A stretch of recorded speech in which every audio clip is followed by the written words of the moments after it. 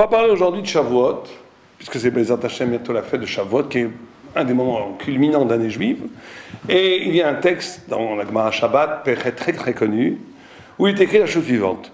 La Gemara amène un passouk, un verset. Le peuple juif était sous la montagne. Et la Gemara s'amuse à prendre littéralement le verset à la lettre. Il dit il faut lire sous la montagne, littéralement. Ils étaient mamash sous la montagne. Comment est-ce qu'ils étaient sous la montagne? Amarav Abdimi. Ça nous apprend, Dieu a pris la montagne du mont Sinaï, il l'a mis sur la tête du peuple juif. Et il leur a dit la chose suivante. Il leur a dit, ou vous acceptez la Torah, si vous acceptez la Torah, c'est bien, sinon, si vous n'acceptez pas la Torah, là-bas, ça sera votre tombeau, là-bas vous mourrez. Donc il faut se poser la question, pourquoi la Torah est donnée comme ça? Pourquoi la Torah est donnée avec cette violence, avec presque cette forme fasciste, d'imposer la Torah à tout un peuple?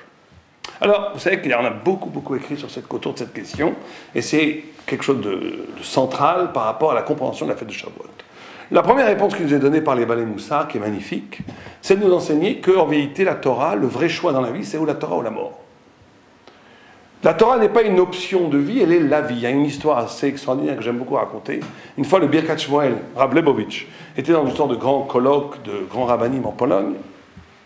Et un Rav est intervenu et a dit « La Torah, c'est comme l'air qu'on respire, c'est indispensable à la vie. » Et le Birkat Shmuel s'est levé, il a dit « Chad Shalom, Dieu préserve.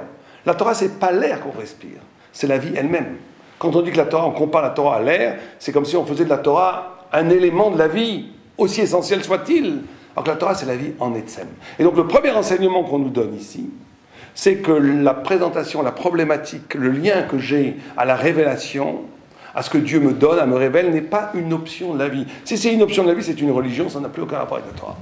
La Torah, c'est la vie elle-même, c'est le point névralgique de la vie, c'est l'énergie vitale de tout être. C'est pour ça qu'on dit Istakla Boraïta Bebarait Alma. Dieu a créé la Torah avant le monde, la Torah est plus vieille que le monde, et elle est le plan initial du monde, c'est-à-dire qu'elle est le principe, la signature originelle de toute création dans le monde, et principalement de nos vies. C'est le premier enseignement, ou la Torah, ou la mort. Deuxième enseignement un peu plus profond qui est donné par le Maharal de Prague, et là il dit quelque chose qu'il faut comprendre, c'est qu'il dit que si on avait choisi la Torah, ça voudrait dire que l'éthique, la moralité, le bien, le mal, était un dérivé de l'esprit. C'est-à-dire que j'aurais posé le choix, l'esprit, l'intelligence, comme premier par rapport à l'obligation de faire du bien. Et le Maharal de Prague nous dit quelque chose d'extraordinaire, il nous dit, le bien ne se choisit pas. On est choisi par le bien. Ça veut dire quoi? Ça veut dire que, vous savez qu'il y a un texte qui nous dit Gadol ha-metzuve v'oseh mi'aino metzuve v'oseh. Et plus grand celui qui fait les choses parce qu'il est commandé de le faire, que quelqu'un qui le fait de son propre sentiment, de son propre bon cœur.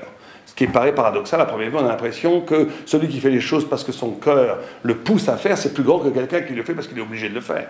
Or, la Gemara dit le contraire. La Gemara dit qu'il est plus grand, infiniment plus grand, de faire un acte qui nous est imposé par Dieu qu'un acte qui vient de façon instantanée, spontanée, du cœur. Pourquoi?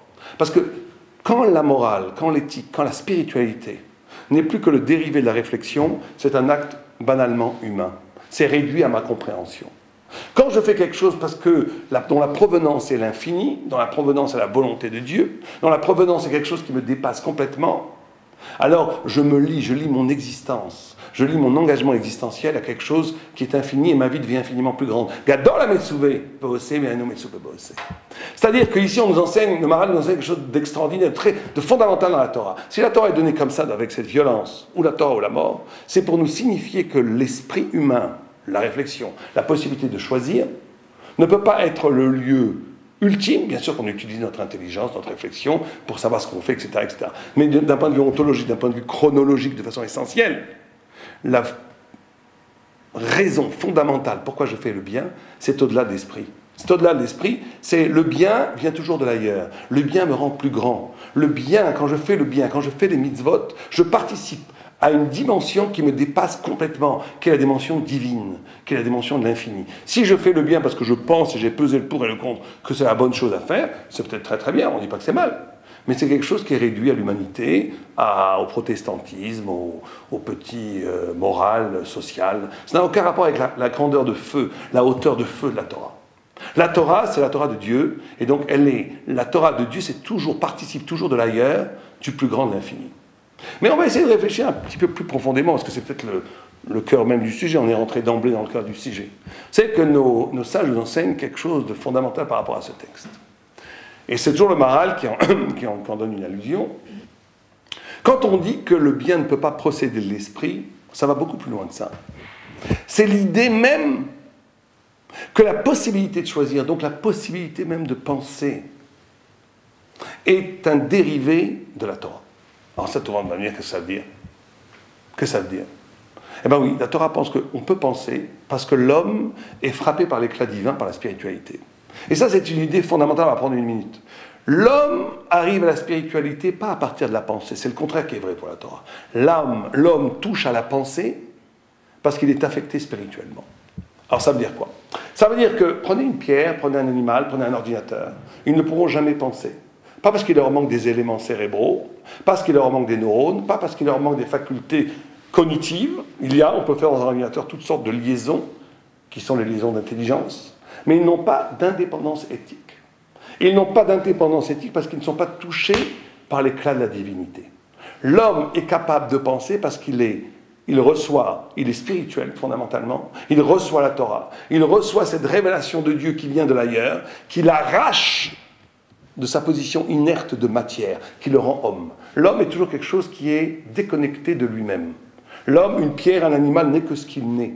L'homme, l'anagramme du mot homme, Adam, ça veut dire méod, ça veut dire beaucoup. L'homme ne peut penser que parce que fondamentalement, ontologiquement, dans les sens, il est infiniment plus que ce qu'il n'est. Et il est infiniment plus que ce qu'il n'est parce qu'il participe, parce qu'il reçoit l'éclair divin qui l'ouvre à l'intelligence. L'homme ne peut avoir une indépendance de penser, parce que la pensée, c'est toujours la liberté. La pensée, c'est toujours la liberté. Et cette liberté n'est possible que parce que, fondamentalement, je suis confronté au choix spirituel. Le bien, le mal, faire ça ou ne pas faire ça. C'est parce que l'homme, fondamentalement, est confronté au bien et au mal, à l'éthique, à la spiritualité, au devoir ou au non-devoir, à la trahison de ce qu'il est ou à l'accomplissement de sa sublimité. C'est parce que l'homme est dans une position où il est obligé de se dépasser qu'il peut penser. La pensée, c'est pas comme les gens pensent. Les gens pensent que l'homme pense, réfléchit, il arrive à une idée spirituelle. C'est vrai que d'un point de vue existentiel, ça peut exister. Mais d'un point de vue ontologique, c'est-à-dire d'un point de vue essentiel, ça se passe jamais comme ça. D'un point de vue fondamental, le début même de la pensée procède d'un événement spirituel qui est le fait que la révélation, la lumière divine a frappé l'âme, a frappé le corps humain, lui a donné une âme qui lui permet de s'éveiller à la pensée. Et c'est ça qu'on nous dit. On nous dit qu'on ne pouvait pas choisir la Torah. La Torah est donnée de force, parce que le choix lui-même provient de la Torah. Tu ne peux pas choisir ce qui t'a enfanté. On ne choisit pas ses parents. Eh bien, on ne choisit pas non plus la Torah, parce que la Torah est la cause première de la faculté de choisir. Donc on ne peut pas choisir ce qui fait que je peux choisir. Comprenez? On ne peut pas choisir quelque chose qui est la cause première de la possibilité même de choisir. La Torah est la cause de l'intelligence, et ce n'est pas l'intelligence qui est la cause de la Torah. Et ça, c'est la première chose à comprendre quand on reçoit la Torah. Et ça va devenir pour nous un travail d'introspection, ou plutôt un travail poétique sur nous-mêmes. Où est-ce que dans ma vie, où est-ce que dans mon quotidien, j'ai une part qui n'est pas le résultat de mes petits calculs? Où est-ce que ma vie est inspirée, pour dire les choses simplement? Où est-ce que mon étude de la Torah, mon étude de la vie, ma relation aux autres, a pour point de départ quelque chose qui est infiniment plus grand que moi et qui me constitue, c'est-à-dire ma relation à la lumière infinie, ma relation à le pourquoi je suis là. Pourquoi je suis là, c'est-à-dire quelque chose qui excède largement les conditions de mon existence. À partir du moment où je vis comme ça, je rentre dans une vie de Torah. Et ça, c'est la première chose. Et ça explique la notion qui est concomitante au nom de la Torah, qui s'appelle Naaseh Venishma. Le peuple juif a compris ça. C'est le suite de la Gemara dans Péret. Quand le peuple juif, on leur a proposé la Torah, ils ont répondu à Moshe, Naaseh Venishma. On fera et on comprendra après. Et la Gemara a dit quelque chose d'extraordinaire, que quand ils ont dit Naaseh Venishma, il y a eu 600 000 anges qui sont descendus du ciel et qui ont mis 2 couronnes sur chaque juif. Et le Marsha explique c'est quoi ces 2 couronnes. Une couronne par rapport au faire et une couronne par rapport au comprendre. Et le Marsha dit que s'ils avaient dit d'abord on veut comprendre, après on va faire, ils auraient eu une couronne, mais une couronne, pas 2 couronnes. Ça veut dire que le Marsha nous enseigne que quand je suis dans cette posture existentielle, où je dis Naaseh Venishma, je comprends que ce qui m'engage à faire, c'est plus grand que mon intelligence, je vais arriver à un faire total, à une activité totale, à un faire sublime. Et je vais arriver aussi à une compréhension sublime. J'aurai deux couronnes. Le faire sera total, l'action sera totale, l'acte sera total, et la compréhension sera totale. Si j'avais dit je comprends et après je fais, j'aurais mélangé les deux, j'aurais réduit le faire à la compréhension, et la compréhension aurait été limitée à mon esprit, j'aurais une toute petite couronne. On a deux couronnes, parce que quand je dis Naaseh Benishma, la Gemara dit que Dieu a demandé aux anges, qui a révélé ce secret des anges à mes fils? Comment ça se fait que le peuple d'Israël a compris cela? C'est les anges qui savent que Naaseh Benishma. C'est les anges qui ont la préscience de l'intelligence avant l'activité de l'intelligence. Et bien le peuple juif a compris ça. C'est ça la signature identitaire du peuple juif. Naaseh Benishma.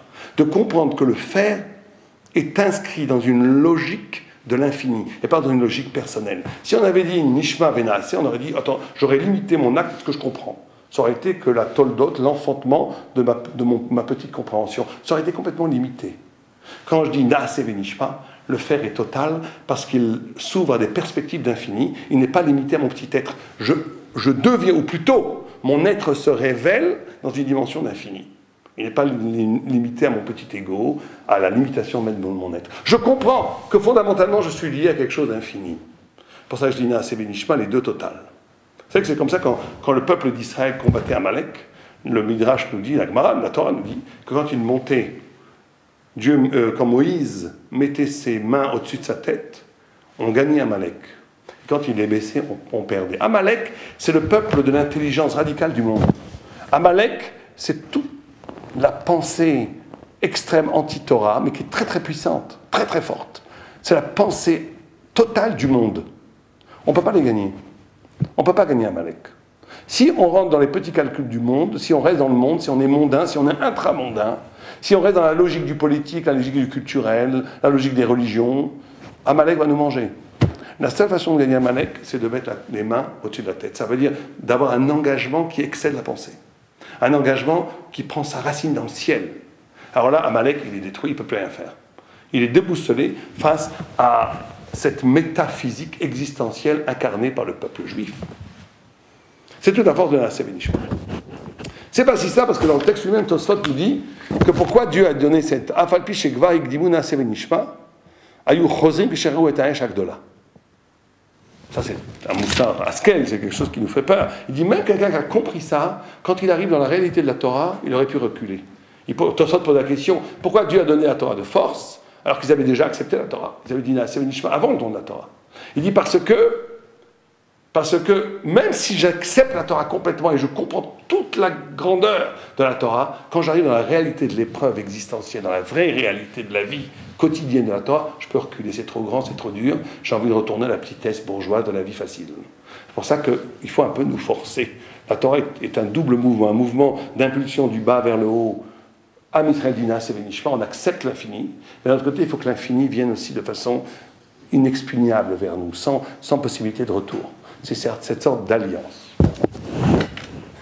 Bien, et tout ça passe par Moshe Rabbeinu. Alors là, on va prendre un deuxième point qui est fondamental. Vous savez que le Midrash nous dit quelque chose de très étrange. Il nous dit que Moshe Rabbeinu n'avait pas de doublure dans sa tunique. Il n'avait pas de safa. Et c'est ce qui fait sa grandeur. Il n'avait pas de doublure.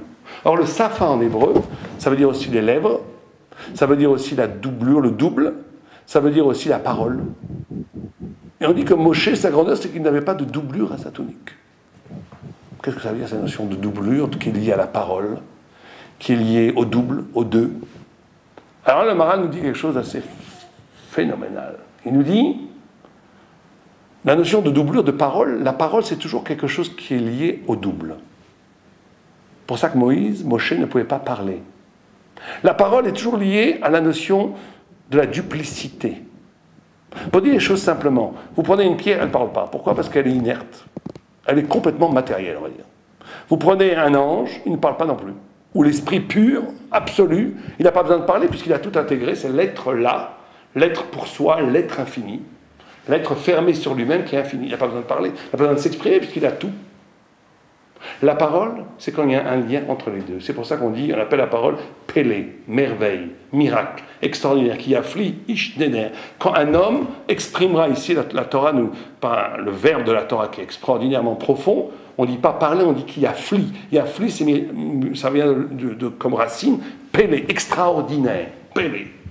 la parole est extraordinaire, parce que la parole, c'est la frontière, le frottement de silex, le frottement de feu entre l'absolu de l'esprit et la matière. L'homme, quand il parle, il utilise le corps, le matériel, mais il fait parler, il introduit dans le monde le souffle de la divinité, le souffle de l'esprit, le souffle de l'intelligence et du savoir. Ça, c'est la merveille de la parole. Mais la merveille de la parole est aussi déficiente, parce qu'elle est obligée de passer par un double. La parole signifie quelque chose qui n'est pas devant nous et qu'elle fait... La parole fait toujours jaillir la lumière des ténèbres. La parole est toujours comparée à une source. Il y a toujours, pour dire les choses de façon un peu compliquée, mais ça on va faire simple, il y a le signifié et le signifiant. Quand je parle, je signifie quelque chose. Signifier, c'est ce qui est signifié, le signifiant, c'est ce qui signifie. En d'autres temps, il y a les deux. Je signifie avec un signe et j'envoie une autre idée qui n'est pas visible. Il y a l'intériorité et l'extériorité. Vous savez qu'on dit que quand l'enfant est dans le ventre de la mère, il apprend toute la Torah, le Maharal nous dit. La Gemara nous dit qu'il apprend toute la Torah. Et quand il naît, on lui donne une claque sur la bouche et il oublie toute la Torah, d'où le signe qu'on a ici. Ça, c'est la Gemara. Et le Maharal de Prague pose une question tout à fait extraordinaire. Il dit, pourquoi la bouche? Pourquoi le frapper sur la bouche pour qu'il oublie toute la Torah? Mais il dit, parce que la bouche, c'est la parole. Et dès qu'on a accès, dès qu'on est, à partir de la naissance, il y a l'accès à la parole, c'est l'oubli de la Torah. Et la parole va être là pour récupérer, pour retrouver cet oubli. Parce que l'enfant, dans le ventre de la mère, on dit qu'il étudie toute la Torah dans son unité. On dit qu'il a une bougie sur le front et qu'il voit le bout du monde. Ce qui est extraordinaire, c'est que cette bougie est sur le front, en lui-même, et il voit le bout du monde. Il n'a pas besoin de médiation, il n'a pas besoin d'éclairer le bout du monde pour voir le bout du monde. Il voit le bout du monde à partir de son intériorité, il voit toute l'extériorité. Et à partir de l'extériorité, il comprend son intimité. Il n'y a plus de frontière entre l'intériorité, le sens profond, et l'extériorité, ce qui manifeste le sens. C'est la même chose. C'est l'unité primordiale du sens. Or, la parole, c'est quand c'est coupé. Il y a l'intérieur, il y a le sens profond des choses, et il y a la façon d'y accéder par la réflexion, par la parole, qui fait qu'on y arrive. C'est double. Or, Moshe Rabbeinu était arrivé à un niveau où il n'y avait plus de différence. Il n'y avait plus de différence entre l'extériorité et l'intériorité. Tout est un. Pour ça qu'il ne pouvait pas parler. Pour ça que Lo Ish Dvari Manochi ne pouvait pas parler. Parce que lui, il avait tout intégré comme un ange. Donc il ne pouvait pas parler. Il était dans l'unité primordiale du sens. Plus tard, Moshe Rabbeinu va inaugurer une parole, la parole de la Torah, où justement le signe est aussi fort que ce qui est signifié. Vous savez que la Torah, les lettres de la Torah, quand on nous reproche tout le temps la fidélité à la lettre, parce que la fidélité à la lettre, c'est une immense intelligence. Il y a dans les versets de la Torah, dans la Gemara, dans la Mishnah, dans la sonorité même, dans la texture même de la Torah, quelque chose d'infiniment grand, d'emblée, au-delà même de ce qu'ils annoncent, au-delà même de ce qu'ils évoquent. Il y a une unité parfaite entre la profondeur, entre le pshat et le sod, entre le pshat, l'apparence première du texte, et son plus grand secret. Le Harizal et le Gaon de Vilna, à la fin de leur vie, ils voyaient, dans le pshat, ils reconnaissaient le remez, le pardes et le pshat, ils reconnaissaient le remez, le drash et le sod. Ils avaient pardes, ils reconnaissaient tout. C'était uni. La Torah est capable de cette unification. Mais vous savez, quand on a traversé la mer Rouge, la Gemara nous dit que les bébés dans le ventre des mères, eux-mêmes chantaient. Ils chantaient un chant, un cantique à Dieu. Pourquoi on parle des bébés à l'intérieur des mères? Le texte nous dit une vision presque de science-fiction, que le ventre des mères était devenu translucide. Imaginez des milliers de femmes enceintes avec leur ventre translucide et des embryons qui chantent. Ça vient de nous enseigner que l'intériorité, l'embryon, normalement qui est caché, qu'on ne voit pas, qui est cette lumière qu'on étudie à dans la mer, on ne voit pas.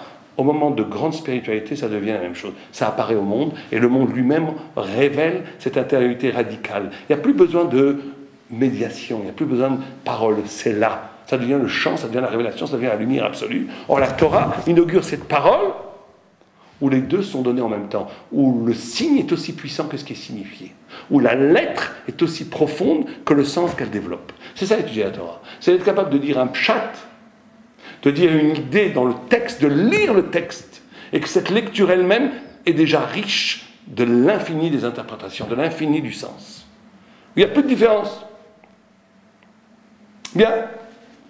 Donc, comment nous rapprocher un peu de ça? C'est ça qu'on va essayer d'expliquer. Et on va l'expliquer à partir d'une question que le Zohar pose. Vous savez que le Zohar pose une question vertigineuse. Il dit que quand on a traversé la mer Rouge,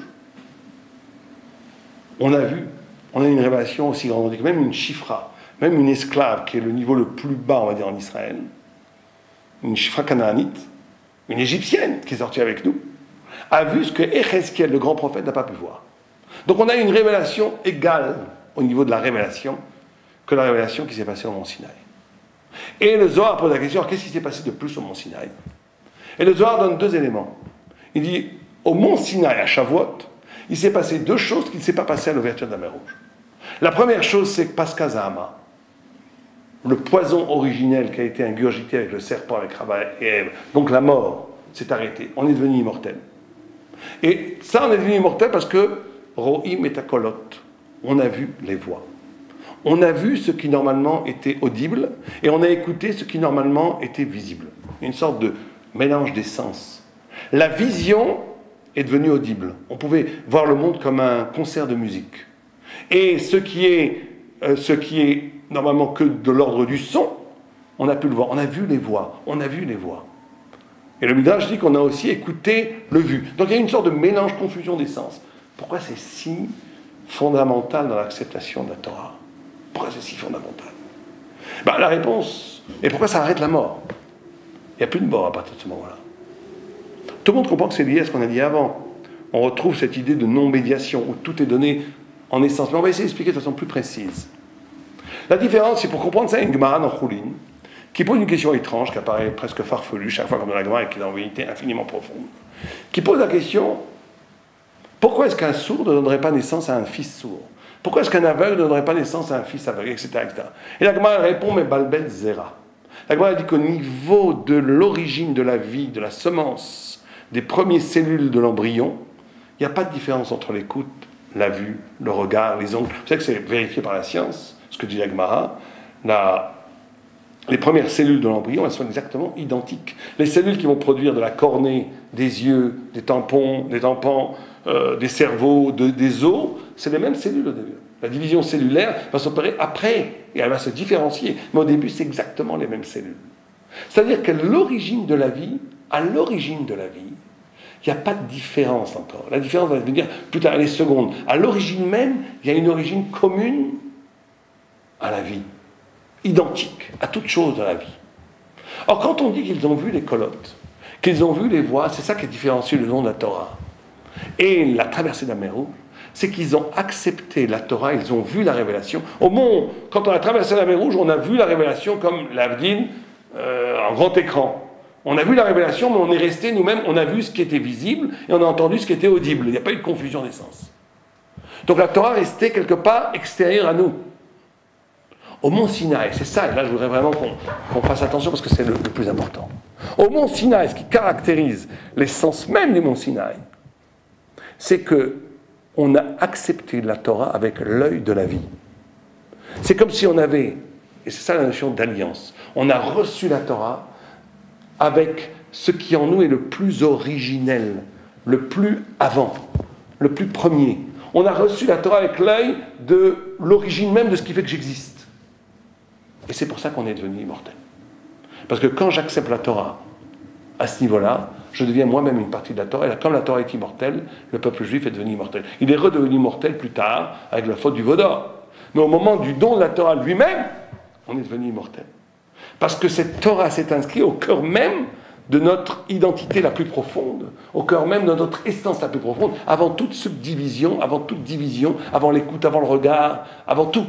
C'était l'acceptation de la Torah avec le cœur même de l'existence d'Israël, ce qui nous a rendus immortels. Et ça, il faut bien comprendre cette idée fondamentale, c'est que le don de la Torah n'est pas un événement, et ça je vous demande vraiment d'écouter ça c'est fondamental. Le don de la Torah n'est pas un événement fut-il extraordinaire qui s'est passé dans l'histoire de l'humanité. C'est pas ça le don de la Torah. C'est pas un événement. Le don de la Torah, c'est la transfiguration de l'être. C'est autre chose. C'est que le cours même de l'histoire s'est arrêté. Vous savez que quand la Torah a été donnée, on dit que tout s'est arrêté. Les oiseaux sont arrêtés en plein vol, les poissons, tout s'est arrêté. Bon, une des explications pourquoi tout s'est arrêté, c'est parce qu'on dit que le monde va vers son but. Or, quand le don de la Torah a été donné, on est arrivé au but, donc tout s'est arrêté. Et après, c'est reparti encore une deuxième fois. Mais il y a eu arrêt parce qu'on est arrivé au but universel du sens de l'univers. Bon, mais une explication que le Maharal donne qui est peut-être plus profonde, c'est de dire que si tout s'est arrêté, c'est parce qu'on est sorti du monde.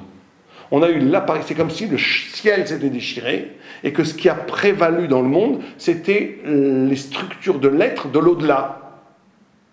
Le don de la Torah n'est pas un événement dans le monde, même s'il est extraordinaire. C'est le fait que le monde s'est arrêté d'être monde pour devenir Olam Haba, on va dire des choses comme ça. Le monde est devenu paradis. Le monde a révélé sa face cachée, qui est la face divine du monde. C'est une transfiguration de l'être. Ce n'est pas un événement de l'être, c'est un pur événement de vérité qui a renversé complètement les structures de l'être. C'est une révolution radicale de l'être lui-même, le don de la Torah. Et ça doit être valable pour nous. Nous-mêmes, chacun à son niveau. Nous-mêmes, on doit être capable, quand on reçoit la Torah, Esther, il dit recevoir la Torah, c'est recevoir la Torah mamash. La Torah, ce n'est pas une célébration, on a reçu la Torah il y a plus de 3000 ans.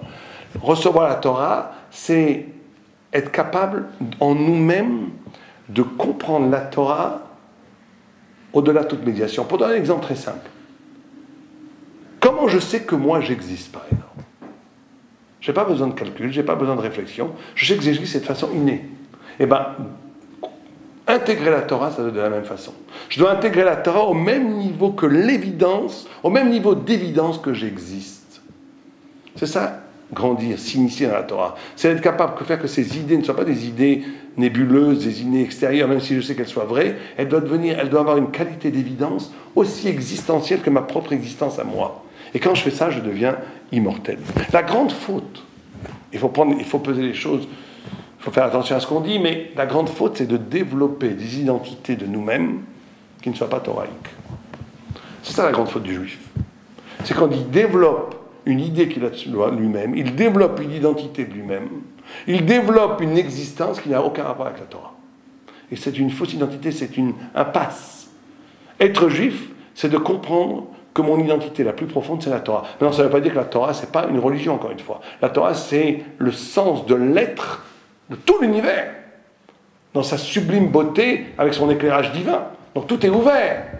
Mais il faut que ma définition de moi-même, que la façon dont je me conçois moi-même, soit une façon thoraïque. Dès que je développe même une partie de moi-même, il y en a ils sont schizophrènes, une moitié d'eux-mêmes ils sont Torah, l'autre moitié ils sont des bourgeois français dans leur bureau, et à ce moment-là ils n'ont plus aucun rapport avec la Torah. Ils se donnent une identité, ou bien l'autre, ce sera chacun fait ce qu'il veut. Mais quand on fait ça, il faut bien comprendre qu'on trahit l'essence même de l'être.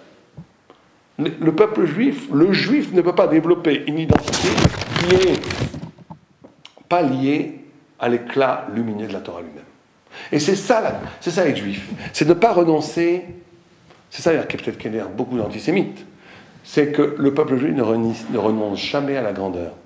Le juif est quelqu'un qui n'a pas renoncé à l'éternité de l'homme. Il a toujours cet espoir de la grandeur de l'homme. Il tend vers l'homme parfait. Il n'a jamais abandonné que l'homme peut atteindre des sommets qui va dépasser les anges. Et chacun, dans son individuel, doit avoir une ambition spirituelle pour lui, d'atteindre non seulement l'immortalité, mais la perfection. Et c'est cette tension dans cette volonté-là qui lui donne son caractère de juif authentique.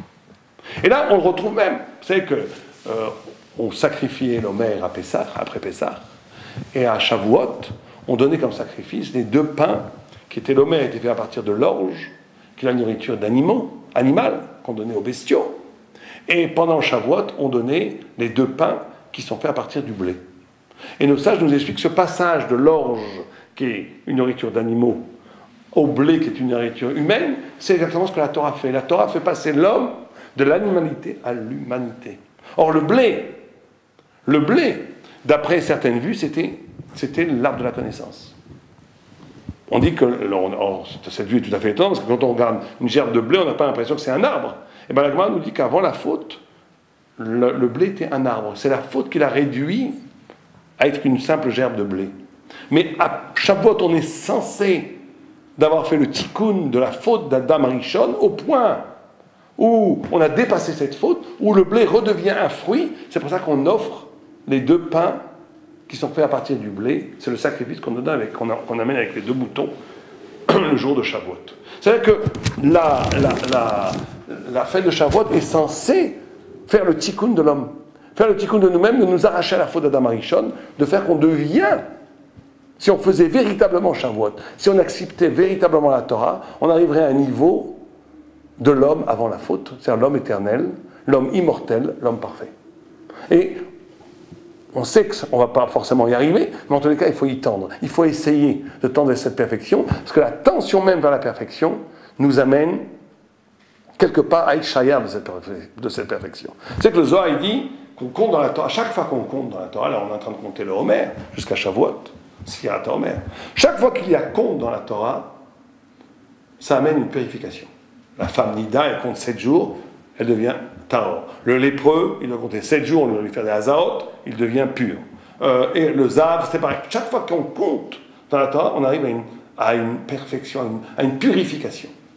Or, le conte de l'Homer, c'est une sorte de conte de mikvé pour tout un Israël. On se purifie. Le conte, en fin de compte, amène toujours à la purification. Et le Zohar dit même quelque chose d'extraordinaire, il dit que le conte il y a un conte d'en bas et un conte d'en haut. Le conte d'en bas, c'est le conte de Nida, le conte de Zav, le conte de Metzora, des lépreux. Le conte d'en haut, c'est le conte du Homer, c'est le conte qui vient de haut en bas de Dieu. Mais les deux convergent vers une purification de l'homme. C'est-à-dire que ce processus qui se passe entre Pessah jusqu'à Shavuot, c'est un immense processus de purification qui, en vérité, s'il était vécu de façon absolue, nous amènerait à la fin, à Shavuot, à une purification tellement totale qu'on redeviendrait au niveau de Adam, Arishon avant la faute. Et c'est pour ça qu'on amène comme sacrifice du blé, parce que le blé était un fruit avant la faute. C'était le fruit, c'était le Etz Hadat. C'était le blé, était l'arbre de la connaissance. Et c'est comme si on faisait la réparation, non seulement de nous-mêmes, mais de l'être, donc du fruit de la connaissance elle-même, qui a été détruite partiellement à partir de la faute de Adam Rishon. Donc, tout ce processus est un immense tikkun, une immense réparation de la chute ontologique de l'homme. Ça, c'est tout ce qu'on a parlé jusqu'à présent, ça parle plutôt de l'individu. Il y a aussi une dimension collective, universelle de la Torah. C'est que Shavuot est aussi la date de la naissance et de la mort de David HaMelech. Or, David HaMelech, c'est le Mashiach. Et ça veut dire que la Torah, si elle est liée à la notion de Malchut, à la notion de David HaMelech, à la notion du messianisme. En quoi? Bon, on va l'expliquer très facilement. C'est que quand David est né, il n'était né que pour 3 heures. C'est Adam Arishon qui devait vivre 1000 ans, qui lui a donné 70 ans de sa vie pour qu'il vive 70 ans. Ça nous apprend de Hagav que si on veut le Mashiach, si on veut le Messie, il va falloir sacrifier une partie de nous-mêmes. Adam Arishon, en donnant 70 ans de sa vie pour que le Messie puisse advenir, puisse avoir lieu, c'est-à-dire que nous-mêmes, si on veut que le Messie vienne, il va falloir donner une partie de nous-mêmes. Il va falloir abandonner des formes d'égoïsme, des formes de crispation, non seulement identitaire ou de crispation d'exister pour soi. Il va falloir donner à l'ailleurs, à la transcendance, à l'au-delà de l'être, pour que cet au-delà de l'être puisse apparaître. Mais David HaMelech, il vient de route. Il vient de route. Quand on dit que la fête de Shavuot est liée, le don de la Torah est lié à David, qui est la royauté, qui est le malchut, qui est le politique, c'est le politique qui dépasse le politique. Ça veut dire que la Torah n'est pas une religion, la Torah n'est pas simplement dans les nuages, la Torah doit s'incarner dans le monde. Et David HaMelech est celui qui incarne de façon le plus extrême, le plus fondamentale, la Torah. C'est que David HaMelech vient de route, il vient de la plus grande des tribus qui est Yehuda, la plus noble des tribus qui est Yehuda, mais il vient du côté de sa mère, de Ruth. Or, Ruth vient d'un peuple, c'est une convertie, elle vient d'un peuple qui s'appelle Moab, et Moab, le Gaon de Vilna nous dit, ça a pour force numérique 49, et 49 Charitouma, nous dit le Gaon de Vilna. Ça veut dire que le Messie provient d'une sorte paradoxale, il vient de la plus noble des tribus d'Israël, et il vient du pire des peuples. Moab était le peuple le plus bas de la terre, le peuple qui avait 49 degrés de Touma. Parce que justement, la notion de Messie, la notion de Torah messianique, c'est la capacité de transfigurer, de rendre, pas cachère, on ne rend pas quelque chose qui est un cachère, mais de donner naissance d'un point de vue spirituel à toute chose. La Gemara dit que si Shaoul a perdu la royauté, s'il n'a pas pu être le Messie d'Israël, c'est parce que lo alo dofi. La Gemara dit qu'il n'avait aucune tâche, il était trop noble. Donc il ne pouvait pas donner le signe de la divinité dans l'obscurité, dans les ténèbres, dans ce qui n'est pas touché par la spiritualité. David va pouvoir le faire. David, je vous donne un exemple. David vient de Moab, qui est la sensualité mal employée. Or, David a pu transformer ça. Quand David y prie, il ne dit pas Animit Palel, il dit Anit Fila. Je suis prière. C'est-à-dire qu'il a utilisé la sensualité de Moab, le corporel de Moab, les sens de Moab, et il a transformé ça en quelque chose de sublime, où son corps lui-même prie, où il devient lui-même une prière vivante. C'est ça Malchut. C'est ça Mashiach. C'est la capacité de transformer tout en Torah. Ça, c'est la notion pas du politique, c'est un dépassement du politique. Mais quand je dis politique, ça veut dire la capacité d'incarner dans le réel la Torah. Mais ça veut dire aussi tfila. C'est-à-dire qu'il n'y a pas de Torah sans tfila. On ne peut pas, il faut bien comprendre ça, on ne pourra jamais arriver à comprendre quoi que ce soit la Torah s'il n'y a pas un désir infini de l'infini, justement. S'il n'y a pas un désir extraordinaire du vrai. Il va falloir prier de toutes les forces de son âme et de son corps pour pouvoir toucher une lumière de vérité. La Torah est intrinsèquement liée au désir de l'infini qui passe par la prière. Il faut, dans la prière, lâcher tout son appel à Dieu pour qu'il vous donne cette lumière de la Torah. On ne peut pas comprendre la Torah sans tefila. Et ça aussi, c'est lié. C'est pour ça d'ailleurs que, quand on dit que la Torah a une dimension politique, vous savez qu'on dit que la Torah est donnée à partir du mont Séhir. Le mont Séhir, c'est Esav, qui représente l'Occident, et de Padan, qui représente l'Orient, Israël, etc., etc. C'est-à-dire que, tout le monde comprend que ce qu'on dit quand on dit que la Torah est donnée à partir de Séhir et de Padan, c'est-à-dire que la Torah, elle va faire le tikkun, elle va réaliser toutes les utopies progressistes, elle va réaliser tous les rêves des goïms, aussi bien de l'Occident que de l'Orient. Tous les rêves politiques, tous les rêves communistes, tout ce que vous voulez, tous les rêves progressistes de l'Orient ou de l'Occident ont toujours échoué. Ils ont toujours échoué. Ça s'est fini par des massacres, par des millions de morts, par des aliénations, par des régimes totalitaires, par l'horreur. Parce qu'ils n'avaient pas de spiritualité et pas de Torah. Sans Torah, ça n'y arrivera jamais. Mais quelque part, on dit que la Torah est donnée à partir de la lumière de Séhir et à partir du mont Padan, parce que justement à partir de ces deux niveaux, c'est que la Torah est donnée. La Torah n'est Torah que si elle est capable de reprendre à son compte tout l'espoir de l'humanité dans toutes ses facettes, principalement, c'est 70 facettes, mais principalement l'Occident et l'Orient, et d'être capable de réaliser l'espoir de toute l'humanité. La Torah va être capable de rendre concret, de rendre palpable, de rendre réel l'espoir de l'humanité entière. Et les non-juifs le sentent. Les non-juifs sentent que se joue leur futur, que se joue leur identité la plus profonde à partir de la Torah. C'est pas un hasard, c'est pratiquement toutes les spiritualités du monde proviennent de la Torah. C'est quand même extraordinaire, un petit peuple comme ça pourrait nous laisser tranquille. Or, vous enlevez la Torah, pas de christianisme, qui est des millions, on va dire c'est l'histoire de l'humanité, le christianisme, pas d'islam, le Coran étant une copie de la Torah, et même de façon plus profonde et plus cachée, toutes les religions de l'Est, brahmisme, le brahmisme ça vient d'Abraham, Sarah, etc., tout vient de la Torah. Toutes les formes de la spiritualité très souvent dévoyées qui tombent, mais l'origine est là parce que tout le monde comprend que la Torah, au cœur de la Torah, va s'inscrire tout l'avenir de l'homme et surtout, la Torah va réaliser le désir caché, le rêve, l'espoir de l'humanité entière. Recevoir la Torah, c'est pas juste recevoir la Torah pour nous, ça mec, il faut bien comprendre.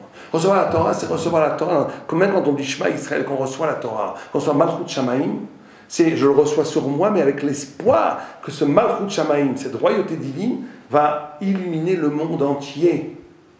Celui qui ferait la Torah juste pour son petit Olamaba, que pour lui, ce ne serait pas la Torah. Celui qui n'étudierait la Torah que pour se parfaire lui-même, ne serait pas un homme de Torah total. Un homme de Torah total, c'est celui qui porte la responsabilité du monde entier. Il veut que la parole de Dieu touche le monde entier. Il veut donner sens au monde entier. Celui qui étudie la Torah, il doit pouvoir donner sens à n'importe quel événement qu'il y a dans le monde. C'est ça l'universel juif. L'universel juif, c'est pas de partager ensemble la platitude qu'on voit sur Internet ou dans les médias où tout le monde frissonne du même but de football qui a été donné, qui est une bêtise absolue. Être l'universel de la Torah, c'est la capacité de dire le sens et la finalité de chaque chose. Et d'où la notion de responsabilité. Quand on a dit que la Torah était donnée de force, c'est aussi de dire que la responsabilité est plus profonde que la liberté. La liberté, c'est moi. C'est ma possibilité de choisir. La responsabilité, c'est ce qui est génial en moi. C'est ce que Dieu attend de moi. C'est pour le pourquoi j'ai été créé. C'est pour ça que la responsabilité est plus fondamentale que la liberté, parce qu'elle me renvoie à mon intrigue, au pourquoi j'ai été créé. Ah, qu'est-ce que je fais ici? Et ce que je fais ici comme juif, c'est de donner sens au monde. D'être capable de sanctifier le monde en lui donnant sens. Et on va conclure avec ça. Cette capacité-là, c'est un arrachement au temps, un arrachement au politique, un arrachement à la culturelle. C'est que la Torah, la Shavuot n'a pas de date. Shavuot, ça peut être de 5 Sivan, 6 Sivan, 7 Sivan. Shavuot, c'est toujours 50 jours après Pessah. Aujourd'hui, il y a une date fixe, parce qu'on a fixé le calendrier. Mais de toute façon, Alpidine, d'après le Karadine, en essence, Shavuot est variable. C'est la seule fête qui n'a pas de date, parce qu'elle est au-delà du temps. Ou plutôt, elle a un temps qui est à elle. Vous avez le temps des jours, qui est 24 heures, qui est la rotation, la rotation de la Terre sur elle-même. Vous avez le temps de la Lune, qui est un événement physique aussi, qui est la rotation, qui est le Chodesh, le mois, qui est la rotation de la Lune. Vous avez le temps de l'année, qui est quand la Terre tourne autour du Soleil, en 365 jours. Tous ces temps-là ont un temps qui ont une portée métaphysique. On ne peut pas expliquer maintenant. Le jour, c'est le nuit, la naissance et la mort, etc. etc. Le Chidou, le Chodesh, le renouvellement. L'année, c'est le Shoné, c'est la nature dans le monde. Mais la semaine, d'où ça vient? Shavuot, ça pour racine Shavuot. Il n'y a pas de manifestation naturelle de la semaine. On pourrait faire, d'ailleurs pendant la Révolution française, certains ont voulu faire passer une loi, la décade, qu'on travaillait tous les 10 jours. On s'est tombé à l'eau, personne, même les goïms ne passent pas la semaine. 6 jours de travail, 16 jours tu t'arrêteras. Il n'y a pas de manifestation naturelle dans le monde, comme le jour, comme l'année ou comme le mois. C'est ce qu'on appelle le temps des semaines. Ça veut dire que ça vient signifier par là que le monde, la semaine, c'est quoi? Je commence dimanche, lundi, mardi, et j'arrive à un but qu'est le Shabbat. Ça veut dire que la Torah, le monde va vers quelque part. Le monde va vers son but. Le monde est programmé pour arriver à un point lumineux que le messianisme. Il vient de quelque part, il a une origine, et il va vers la lumière messianique. C'est le temps des semaines qui est signifié, qui est vécu de façon consciente ou inconsciente par l'humanité entière. C'est pour ça que tout le monde fait la semaine des semaines. Or, pour nous, d'un point de vue existentiel, ce qui est important pour nous, c'est d'inscrire sa vie dans un sens. Est-ce que ma vie se dirige nulle part? Est-ce que ma vie n'est que passive? Ou est-ce que j'inscris de façon définitive ma vie vers un but spirituel? Quand je fais ça, je deviens un Ben Torah, je deviens un fils de la lumière et je reçois la bénédiction de Dieu. Chag Sameach, et que chacun puisse trouver, non seulement dans la révélation de ce que Dieu nous donne, mais aussi en lui-même, et justement dans cette alliance des deux, le sens le plus profond de sa vie, qui rejoint en vérité une des lettres, une des manifestations du sens le plus profond de la Torah. Amen.